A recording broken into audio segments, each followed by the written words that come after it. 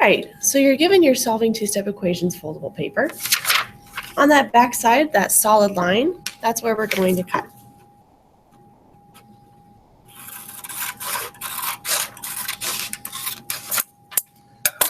So now you have your two pieces. On those dotted lines, that is where you fold.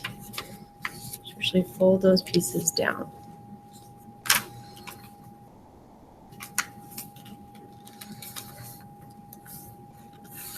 And on this one,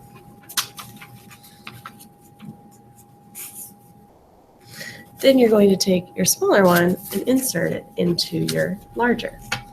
So now it should look like this with 1, 2, 3. When you're with your stapler, you're going to just do a quick staples at the very top. So now you have a nice little book. All right, so we're going to be talking about solving two-step equations, and we're going to use the example 15x minus 5 is equal to 100. So the first step we do is identify the variable. So that means I'm asking myself, what is connected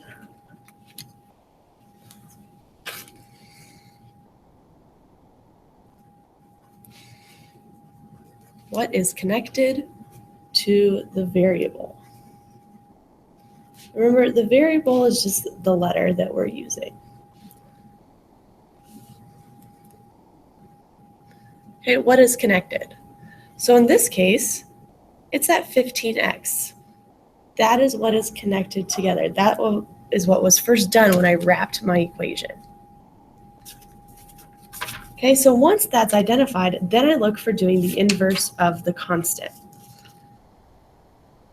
So I've already said that the 15x is connected.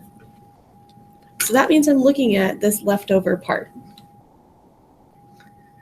So my operation that's used is subtraction, because it's minus 5. So my inverse is going to be addition. So because I've got 15x minus 5, that means I'm going to add 5 to both sides. If you want to draw the line down the middle, you can. So that means that 15x, remember these will cancel out, is equal to 105. Now this looks just like a one-step equation. So if I lift this up, so I've got 15x is equal to 105. So now I'm looking at, all right, I'm going to take what was connected, now break it apart. So my operation being used is multiplication. So the inverse then is division. So 15x, I'm going to divide, remember we can use it like a fraction, by 15. Divide by 15. And when I plug that into my calculator, I find that x then is equal to 7.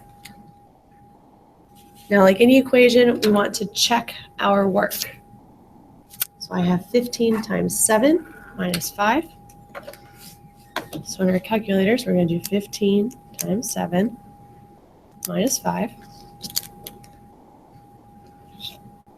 And hey, that is equal to 100, which if I look back at the very beginning, that's what I wanted. So I know I did it correctly. Okay, so you're just following the 3 steps. Identify the variable, inverse of the constant, inverse of the coefficient.